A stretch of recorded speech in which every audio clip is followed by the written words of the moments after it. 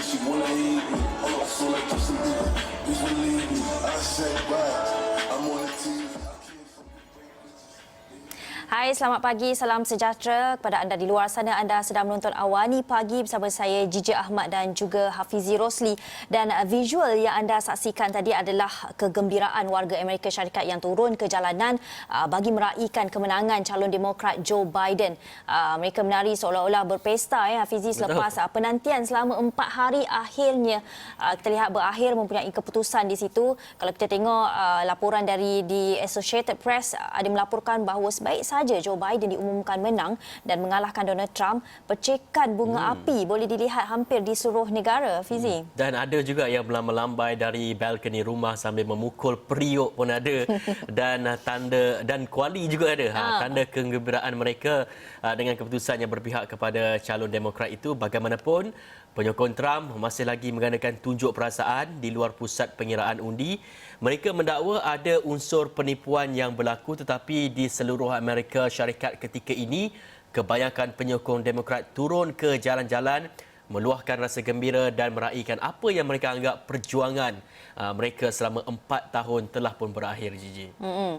Dan kalau kita lihat je, ada yang dipaparkan di Astro Awani, kita paparkan berita mengenai kemenangan Joe Biden ini yang telah disahkan menjadi Presiden Amerika Syarikat yang ke-46 dengan memperolehi 284 undi elektoral, manakala pencabarnya Donald Trump dari Parti Republikan hanya meraih 214 undi elektoral.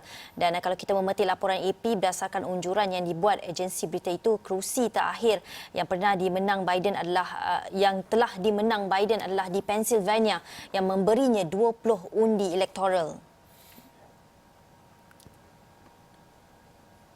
Ya, kalau kita boleh tengok juga dalam masa yang sama, Astro Awani juga membawakan berita fakta ringkas 5 fakta mengenai siapa itu Presiden baru Amerika Syarikat. Kalau kita tengok hampir 30 tahun, nama sebenarnya Joseph Robinette Biden Jr. atau Joe Biden berusia 77 tahun ini bakal menggalas tugas berat sebagai Presiden Amerika Syarikat ke-46 dan tidak seperti 2 percubaan sebelum ini, ramai melihat Biden masuk gelanggang tahun ini dengan banyak kelebihan. Justru kemenangannya tidak begitu mengejutkan dan ada beberapa fakta ringkas. Kalau kita lihat, Biden pernah mengalami masalah gagap semasa remaja dan ia tidak menghalangnya melanjutkan pelajaran dalam bidang undang-undang, dan di sana dia bertemu seorang rakan yang membantunya mengatasi masalah itu.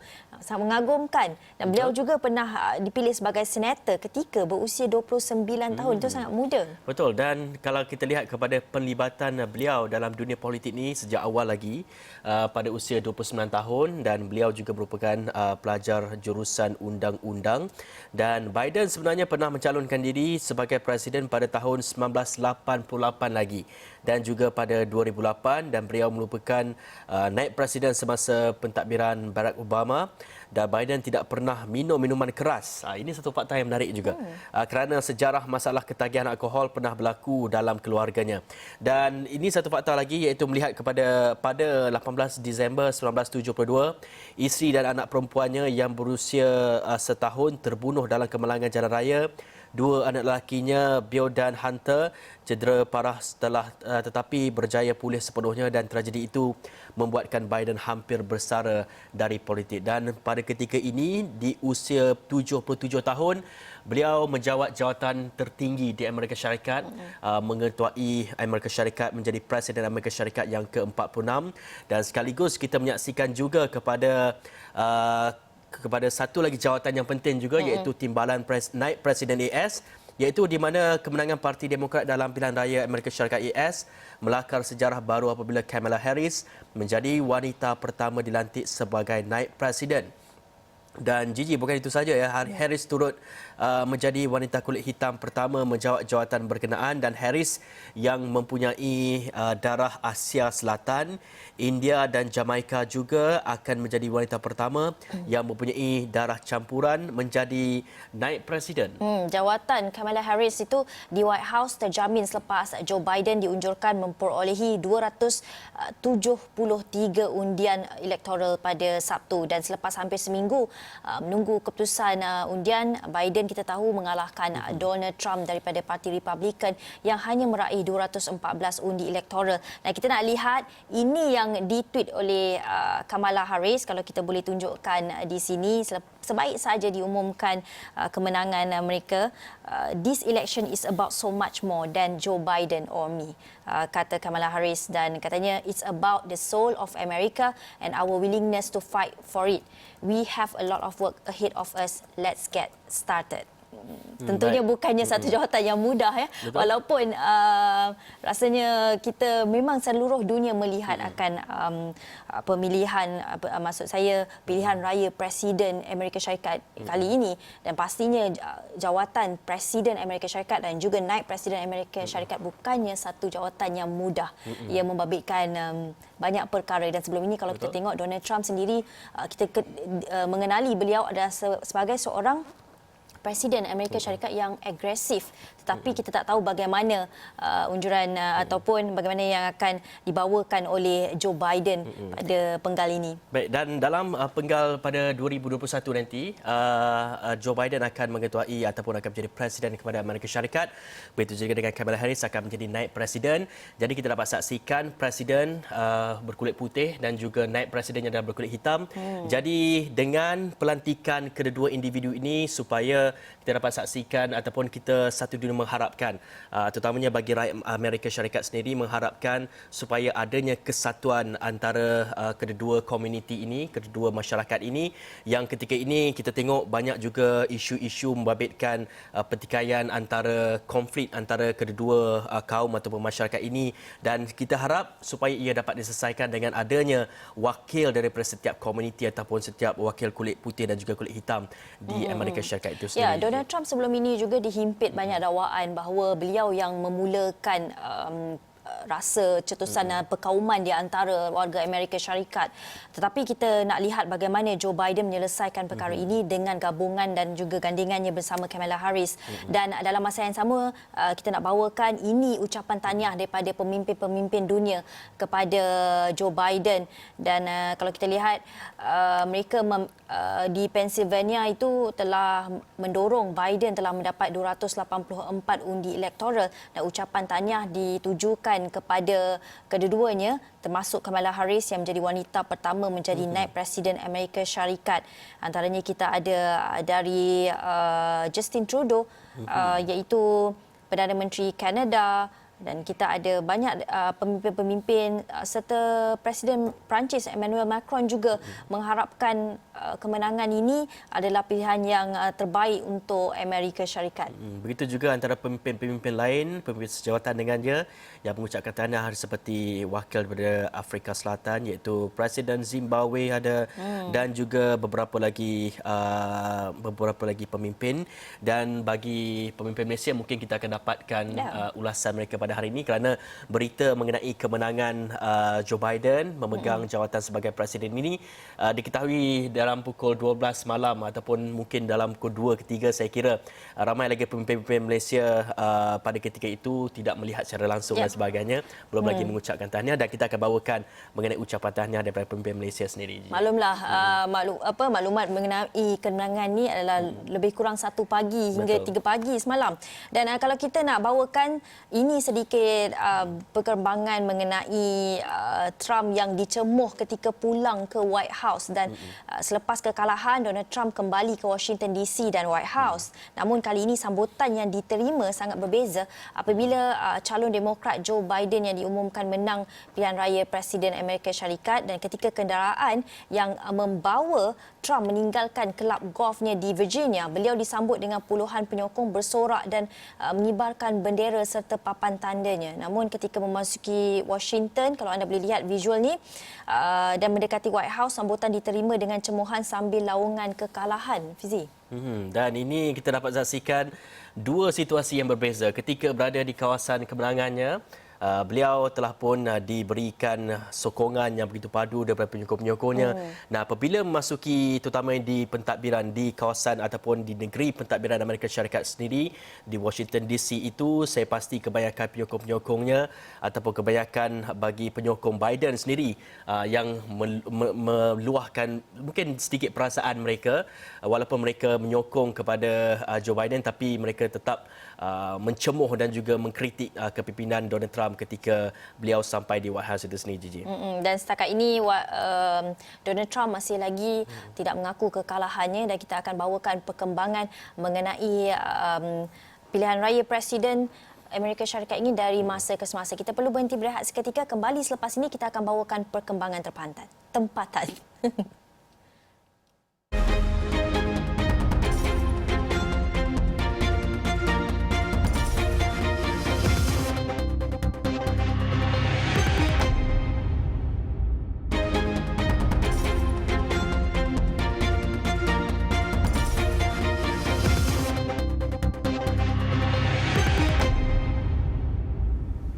Ya, bertemu lagi dalam Awani Pagi. Semalam, kalau anda tonton Astro Awani, kita berbesar hati kerana buat pertama kalinya dua stesen TV bergabung, iaitu antara TV3 yang diwakili Azaria Tagaya dan dari Astro Awani sendiri Zulfitri Yusof dalam bersama-sama menjayakan temu bual khas dengan Perdana Menteri Tan Sri Muhyiddin Yassin pasca pembentangan Belanjawan 2021.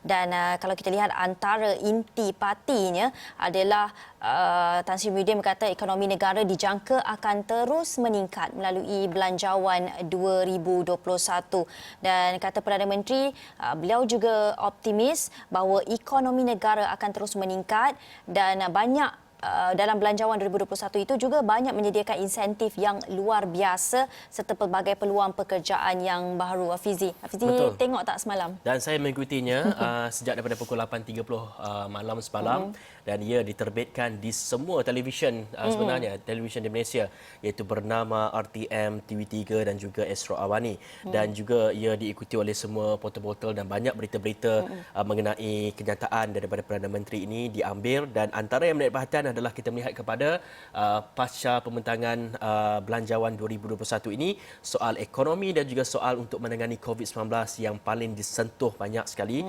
oleh kerajaan, begitu juga dengan Perdana Menteri yang menyentuhnya.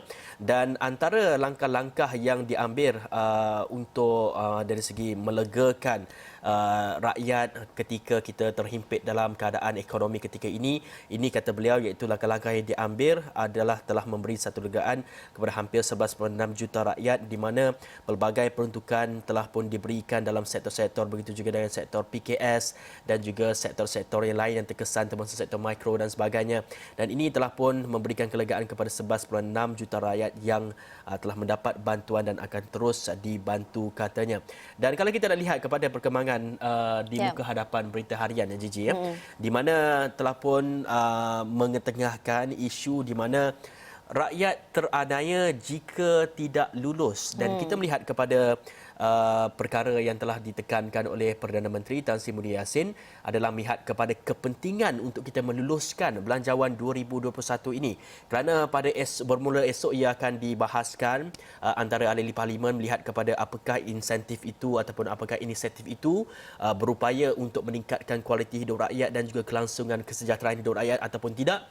Itu akan dibahaskan oleh semua ahli parlimen, dan seterusnya apabila ada kesepakatan barulah ia akan dibuat undian ataupun barulah ia akan diluluskan ataupun tidak. Ya, susulan itu juga Perdana Menteri berharap agar semua pihak, maksudnya beliau memasukkan pembangkang lah untuk meluluskan insentif Belanjawan 2021 ini. Kalau tidak, katanya rakyat pasti akan teraniaya jika tidak disokong dan tiada kesepakatan dicapai. Kita nak dengarkan sedikit petikan yang dikatakan oleh Tan Sri Muhyiddin Yassin.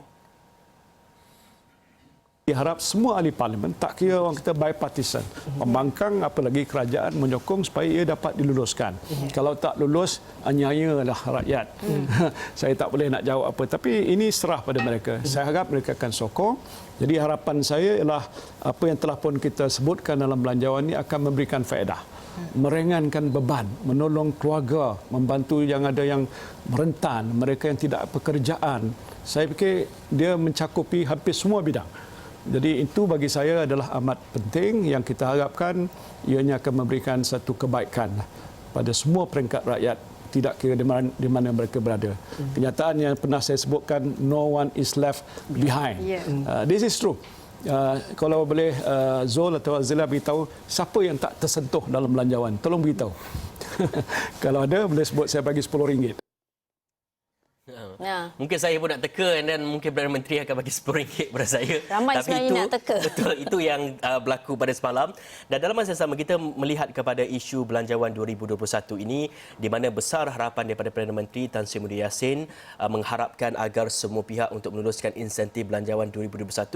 Dalam masa sama kita melihat kepada sebelum kita merangka peruntukan ataupun kita merangka belanjawan 2021 ini adalah kita melibatkan pelbagai pihak termasuk parti pembangkang dan juga sebagainya. Dan di mana Perdana Menteri telah pun menyatakan kepada kita semua di mana pembangkang akan dipelawa bersama kerajaan dalam membuat keputusan. Itu yang dikatakan kerana kerajaan berhasrat untuk melibatkan pemimpin pembangkang untuk menyertai mesyuarat-mesyuarat untuk bersama-sama terlibat dalam membuat keputusan dan juga dasar. Jadi kita dapat saksikan juga bibit-bibitnya adalah sebelum kita pembentangan belanjawan itu dibuat, adanya penyatuan yang kita katakan sebagai belanjawan perpaduan dan bibit-bibitnya nampaknya telah pun dinyatakan oleh Perdana Menteri untuk menginvite ataupun untuk mempelawa pembangkang dalam membuat keputusan ini semua. Ya, itu intipati yang sangat menarik dalam temu bual khas malam apabila pelawaan Tan Sri Muhyiddin Yassin itu terhadap pembangkang untuk bersama-sama melibatkan diri sekali dalam mesyuarat-mesyuarat khas. Katanya kerjasama yang akan dirintis kerajaan bersama pembangkang juga menjangkau pembentangan belanjawan 2021, bukan hanya belanjawan 2021, malah dalam isu-isu seperti COVID-19, pandemik COVID-19, isu pendidikan dan sebagainya memerlukan pelibatan pihak pembangkang. Itu mungkin maksud Tan Sri Muhyiddin. Dan sebagai langkah permulaan, beliau kata beliau ingin mengundang pembangkang untuk duduk bersama-sama dalam mesyuarat Majlis Tindakan Ekonomi atau EAC yang dipengerusikan beliau setiap minggu. Begitu juga dengan mesyuarat pengurusan pandemik COVID-19 yang dipengerusikan Perdana Menteri setiap hari. Katanya pendekatan baru ini untuk kebaikan semua, tidak boleh kita anggap belanjawan untuk kerajaan saja, ini belanjawan rakyat.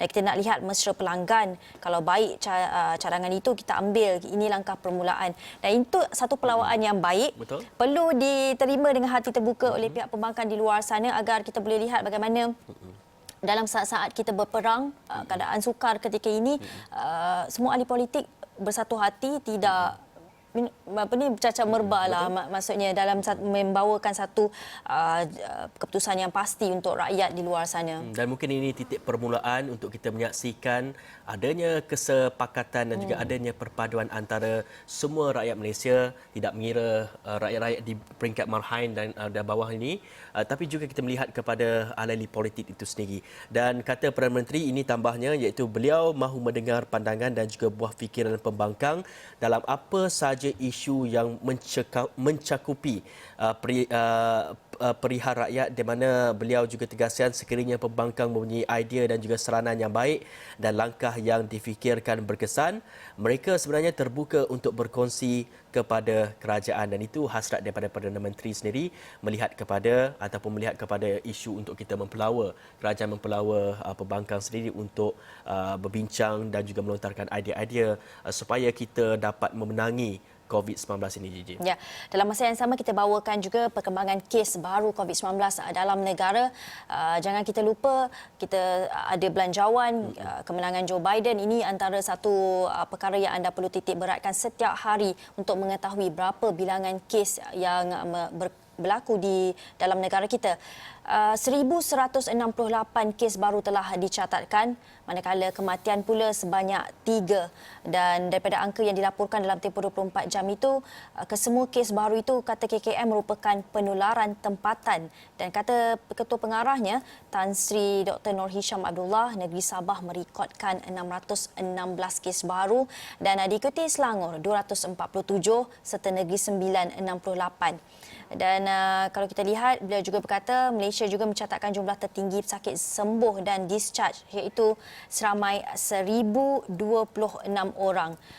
Dan katanya KKM juga merekodkan 3 kematian dalam tempoh 24 jam selain mengenal pasti 4 kluster baru yang membabitkan beberapa daerah di Lembah Kelang dan juga Sabah. Kita tengok jumlah kes tinggi tapi dalam masa yang sama jumlah yang sembuh itu juga tinggi, dan kita ucapkan syabas kepada petugas Barisan Harapan yang bertugas lumus dalam berperang pandemik COVID-19 ketika ini.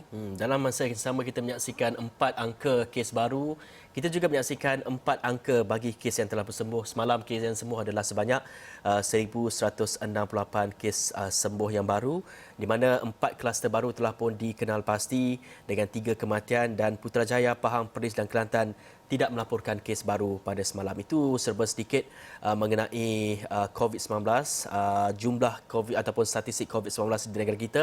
Dan bersama kita masih lagi ingin menyentuh mengenai belanjawan. Kali ini kita menjurus kepada KKM, Gigi. Semalam Menteri Kewangan Tengku Datuk Seri Zafrul Tengku Abdul Aziz turut menyatakan sesuatu di sosial medianya, menafikan peruntukan kesihatan dalam belanjawan 2021 dikurangkan, dan beliau sebaliknya menegaskan peruntukan lebih tinggi telah diletakkan berbanding tahun sebelumnya dalam sektor kesihatan. Dan kata Tengku Zafrul, dia jelaskan bahawa dalam belanjawan 2021 peruntukan untuk Kementerian Kesihatan KKM adalah sebanyak 31.9 bilion ringgit, manakala pada tahun 2020 adalah 30.6 bilion ringgit. Dan katanya pelbagai pihak telah buat tomahan dan mengenai peruntukan kesihatan dalam belanjawan. Hakikatnya di dalam buku anggaran hasil dan perbelanjaan kerajaan, jumlah bagi bekalan perubatan serta bahan habis guna consumables sebanyak 4.29 bilion ringgit telah diasingkan dan diperuntukkan di bawah butiran program khusus. Itu antara apa yang didakwa oleh Tengku Zafrul. Dan dalam pada itu Tengku Zafrul juga menambah bahawa peruntukan tambahan sebanyak 475 juta ringgit bagi bekalan region dan bahan guna habis yang digunakan berikutan COVID-19 tidak termasuk dalam peruntukan belanja mengurus yang terkandung dalam buku anggaran perbelanjaan. Itu antara lain penjelasan yang diberikan oleh Menteri Kewangan mengenai beberapa dakwaan dalam sosial media. Sebelum ini berlegar mengatakan bahawa peruntukan untuk sektor kesihatan tahun ini kurang, tapi telah dijelaskan oleh Menteri Kewangan sendiri tidak kurang, malah lebih daripada tahun sebelumnya. Malah diberikan peruntukan khusus untuk kita membendung COVID-19 ini, di mana 1 bilion telah pun diperuntukkan, 475 juta pembelian bekalan reagen, 318 juta untuk PPE ataupun kelengkapan lain, dan ini juga termasuk dengan pemberian one-off RM500 yang akan memanfaatkan 100,000 petugas kesihatan. Dalam masa yang sama juga, satu lagi peruntukan telah pun diberikan dalam kita memberikan ataupun dalam menangani isu kesihatan mental melalui pengukuhan program kesihatan mental, pencegahan keganasan dan juga kecederaan serta penyalahgunaan substans sebanyak 24 juta. Dan semestinya ini melihat kepada isu kita ingin membantras juga isu kesihatan mental yang pada ketika PKP ini dilaporkan telah pun meningkat dan sebagainya. Isu keganasan rumah tangga juga meningkat dan ini perlu ditangani segera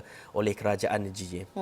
Ya, dalam masa yang sama kita nak bawakan perkembangan semalam telah diumumkan oleh Datuk Seri Ismail Sabri mengenai pelaksanaan Perintah Kawalan Pergerakan Bersyarat PKPB di negeri-negeri iaitu di Kedah, Pulau Pinang, Perak, Negeri Sembilan, Melaka, Johor dan Terengganu yang bermula 9 November sehingga 6 Disember, iaitu selama 4 minggu, lebih kurang sebulan.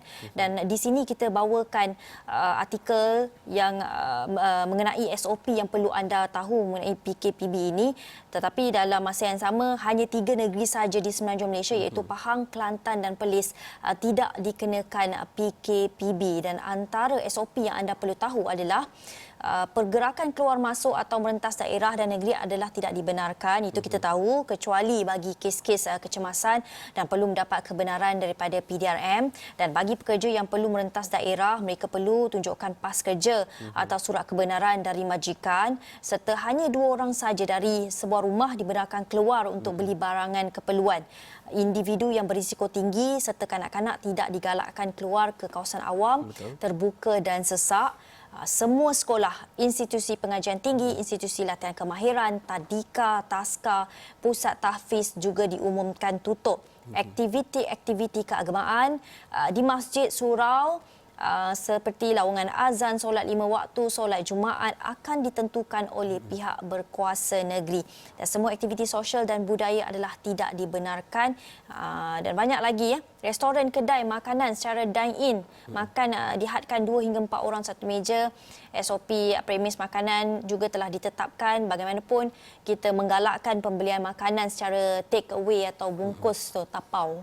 Betul. Namun ada juga yang bertanyakan kepada Menteri melihat kepada pengoperasian sektor-sektor ekonomi. Sektor-sektor ekonomi masih lagi berjalan seperti biasa dan sektor perniagaan dibenarkan untuk beroperasi dan ini bermakna masih lagi ada pekerja-pekerja dibenarkan untuk pergi ke kerja dan sebagainya. Itu telah pun diperincikan dan anda boleh saksikan mengenai SOP-SOP yang perlu anda patuhi ketika pelaksanaan PKPB ini dan di mana di Lembah Kelang juga sepatutnya akan berakhir pada Selasa nanti. Dan kita menyaksikan juga PKPB dilaksanakan di beberapa negeri lain di semenanjung Malaysia, tidak termasuk di negeri Pahang, di Kelantan dan juga di Perlis. Ya, itu saja yang boleh kami bawakan dalam Awani Pagi pada hari ini. Sekian saja, saya Gigi Ahmad. Saya Hafizul Rasul. Assalamualaikum warahmatullahi wabarakatuh. Bye.